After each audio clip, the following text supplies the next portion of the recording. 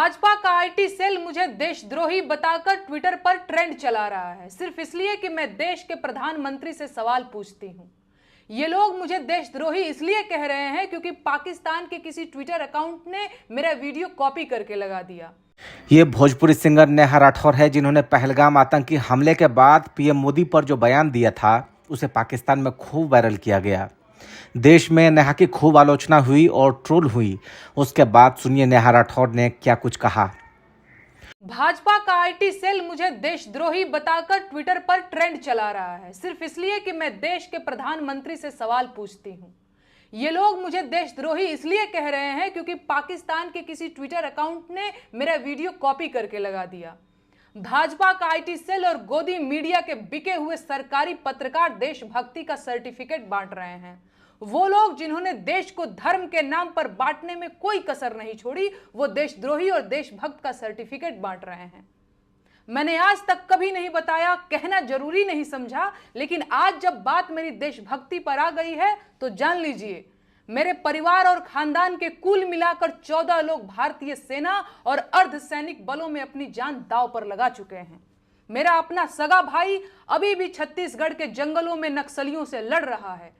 मेरे अपने सगे चारों मामा आर्मी में अधिकारी रहे हैं, जिनमें से 2 लोग कारगिल की जंग लड़ चुके हैं। चाहे थल सेना हो या वायु सेना, मेरे भाई आज भी देश की सेनाओं में हैं और ये 2-2 रुपए के ट्रोल आईटी सेल वाले मुझे देशद्रोही कह रहे हैं। इनकी हिम्मत कैसे हुई? है औकात तो जाकर उससे सवाल पूछो जिसने देश को 10 साल में आतंकवाद से मुक्त कराने की बात कही थी। कहां गई उनकी 56 इंच की छाती? मुझे देशद्रोही कहेंगे ये बिके हुए लोग। कितने नेताओं के अपने बच्चे फौज में हैं? बताओ गिनके। पूरी भाजपा के नेताओं के जितने बच्चे फौज में होंगे, उससे ज्यादा तो मेरे अपने रिश्तेदार और परिवार के लोग सेना में जान दांव पर लगा चुके हैं। अरे आज मैं कहूंगी कि देश का मेन स्ट्रीम मीडिया देश का गद्दार है, क्योंकि उसने कभी सरकार से सवाल नहीं पूछा और सरकार को मनमानी करने दी। वो पूछें या ना पूछें, मैं बार बार पूछूंगी कि पहलगाम में 2000 सैलानियों के लिए सुरक्षा की व्यवस्था क्यों नहीं थी? कौन जिम्मेदार है इसका? आतंकी हमले के बाद बिहार में रैली करना इतना जरूरी था? भाजपा का आईटी सेल देश का गद्दार है, क्योंकि उसने देश को हिंदू मुसलमान में बांटने की कोशिश की। है कोई जवाब? देशद्रोही कहेंगे ये मुझे। तो ये तो आपने सुना अब सफाई देते हुए नेहा राठौर का वीडियो, लेकिन हम आपको उस दिन का वीडियो दिखाते हैं जिसे पाकिस्तान में खूब वायरल किया गया और इसमें नेहा राठौर ने पीएम मोदी को जमकर सुनाया था। एक फोन कॉल से दूसरे देशों की वॉर रुकवाने वाले पॉपा अपने देश में आतंकवादी हमला नहीं रुकवा पाए और अंधभक्त मुझसे कह रहे हैं कि ऐसी बातों पर राजनीति और सवाल मत करो। तो किस बात पर सवाल करूं?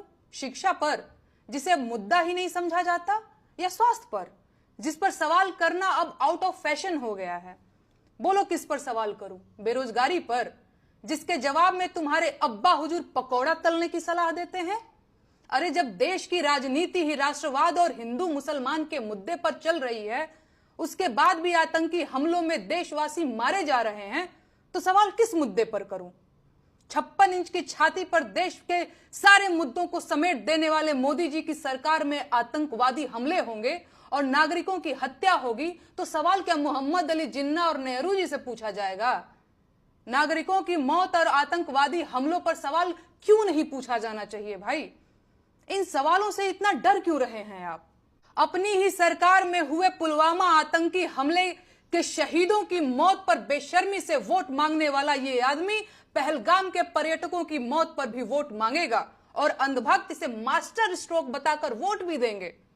लेकिन इनका कहना है कि सवाल नहीं पूछा जाना चाहिए। बस 2-4 दिनों की बात और है, भक्तों के पॉपा पहलगाम आतंकी हमले पर रोते हुए बिहार चुनाव की नींव डालते दिखेंगे और अंधभक्त वो बिहार चुनाव में रोते हुए ढोंगी जी की रील शेयर करते दिखेंगे। जाहिर है नेहा राठौर अपने पीएम मोदी पर दिए बयानों के बाद जरूर फंस गई हैं, क्योंकि पाकिस्तान ने मौके पर उस बयान को शेयर कर उन्हें बैकफुट पर ला दिया है। यही वजह है कि नेहा राठौर अब सफाई देते फिर रही है। ब्यूरो रिपोर्ट, लाइव तक।